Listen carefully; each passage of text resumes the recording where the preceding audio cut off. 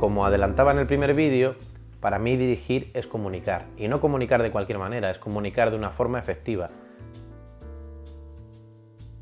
Sea abstracta o sea una obra narrativa más al uso, en el cual hay una historia con personajes, etc., vamos a querer contar algo, vamos a querer crear o una impresión o comunicar una idea, mandar un mensaje, lo que sea. Pero en cualquier caso vamos a querer que el espectador entre en conexión con nosotros de alguna manera. Y para ello tenemos una serie de recursos de dirección que podemos emplear para que esto llegue a la persona.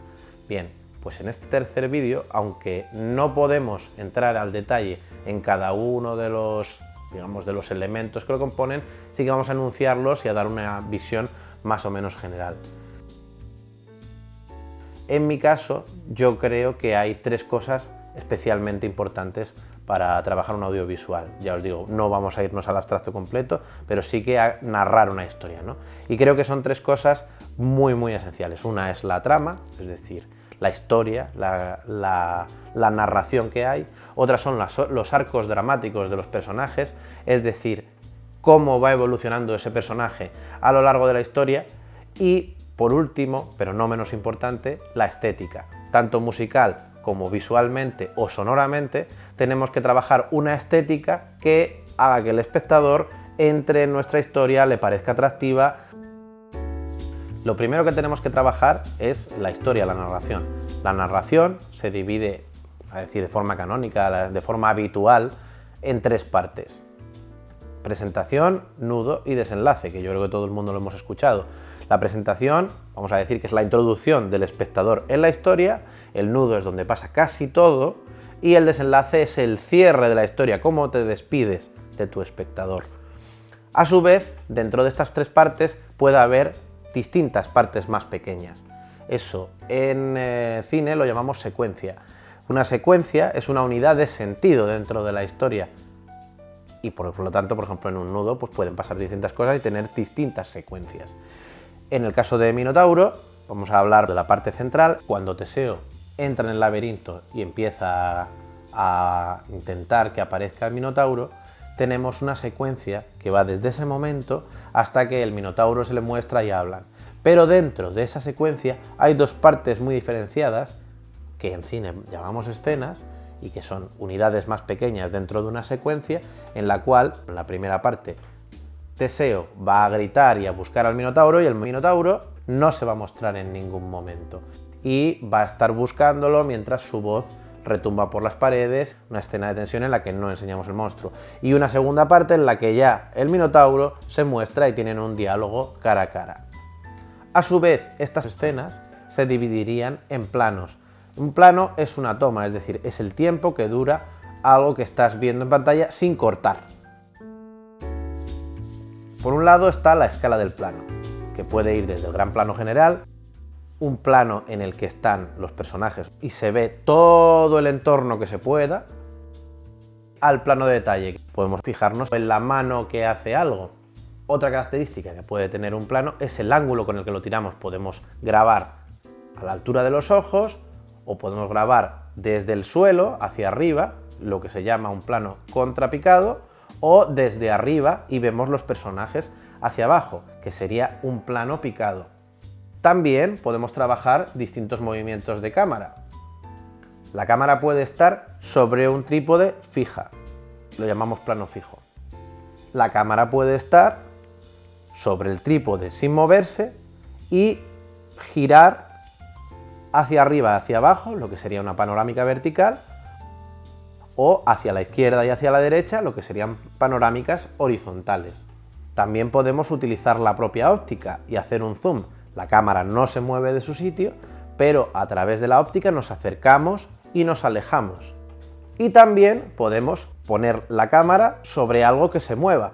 Véase, cámara en mano, es decir, que alguien lleva la cámara puesta encima y se va moviendo por el espacio siguiendo la narración, o también montar la cámara sobre un traveling, sobre unas vías, en las cuales nos podemos mover con un traveling frontal hacia adelante o hacia atrás, con un traveling lateral, es decir, de izquierda a derecha o de derecha a izquierda, y ya el siguiente nivel serían movimientos complejos. Una grúa, en el caso de cámara en mano, pues una película como por ejemplo 1917, en la cual acompaña todo el rato la cámara a los personajes y prácticamente no corta. Y luego, por supuesto, también podemos jugar a nivel visual con los aspectos fotográficos, es decir, la luz, cómo trabajamos con la luz y los propios aspectos de la propia cámara, el tipo de lente que elegimos, si la lente cambia, si la lente hace algún efecto diferente, podemos jugar con el diafragma, con la velocidad de obturación de la cámara, podemos jugar con la cámara lenta, es decir, tenemos una serie de materiales que también podemos ir pensando, aunque luego trabajemos con un director de fotografía, tenemos que tener una cierta idea de cómo vamos a trabajar, incluso también podemos ir pensando en qué tipo de color final tendrá esta película.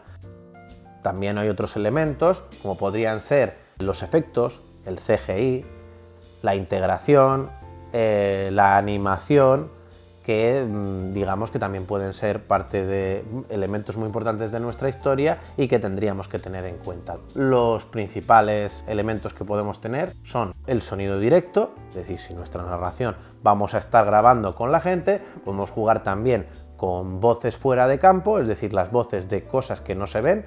Una de ellas puede ser la voz en off, es decir, una voz que nos narra cosas, o puede ser gente que esté fuera pero que esté hablando con los personajes dentro de la escena.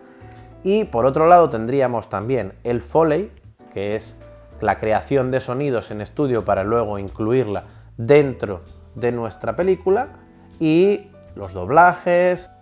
Antes de encerrarte ya habías matado. Cuentan. ¡Cuentan!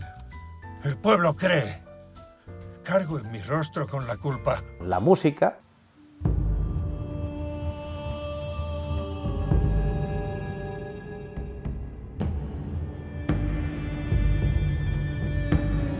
Y tenemos los silencios. El silencio también puede ser un elemento importantísimo dentro de nuestra narración. Una de las cosas más importantes cuando me pongo a dirigir es pensar en el ritmo, porque al final el ritmo de una narración cinematográfica va a ser el que haga que esa narración tenga una continuidad, tenga una fuerza, tenga un sentido, y que no perdamos la atención de nuestro espectador durante todo el tiempo que va a estar con nosotros.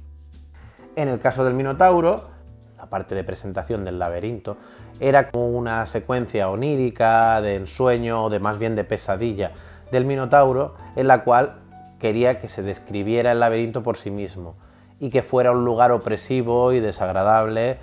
Ya me estaba definiendo que iba a tener que tener bastante velocidad, tenía que tener giros, movimientos y planos amplios, y también a nivel sonoro sabía que tenía que haber toda una confusión de voces que están en el propio guión, que eran como ecos del pasado del Minotauro. Con lo cual ya tenía los tres elementos básicos más o menos claros en este punto. Yo lo que hago como mucho es hacerme un esquema. Me escribo pues la secuencia inicial y me pongo 3 o 4 reflexiones después de pensarlo en la cabeza, y luego veo en ese esquema si unas cosas con las siguientes casan o no casan de cara a hacer el siguiente paso. En base a la documentación que tenía sobre el relato, comienza a unir ideas en papel. Puedes hacer los esquemas que te he comentado, o mapas de relaciones, o redactarlas. También puedes simplemente estructurarlas en tu cabeza.